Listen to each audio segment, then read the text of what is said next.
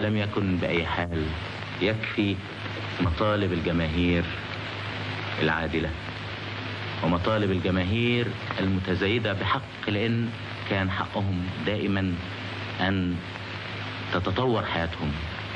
وكان حقهم في أن تزيد مطالبهم وأن تتحقق هذه المطالب. طبعا مرحلة البناء الوطني اللي بقول إنها ابتدت النهاردة، ما اقدرش أقول أبدا إنها مرحلة سهلة بدون معارك، لأن المعارك إحنا عايشين فيها باستمرار طالما نريد لإرادتنا أن تكون إرادة حرة، طالما إحنا مصممين ما ندخلش داخل مناطق النفوذ، طالما إحنا مصممين أن نحرر ثروتنا الوطنية لينا، ما نكونش تحت سيطرة أي نوع من أنواع الاستغلال، ستقابلنا معارك مستمرة من أعدائنا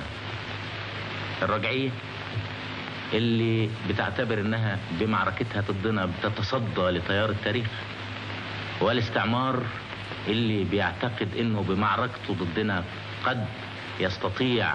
أن يعيد هذه المنطقة مرة أخرى داخل مناطق النفوذ. مصر انتصرت في معاركها الوطنية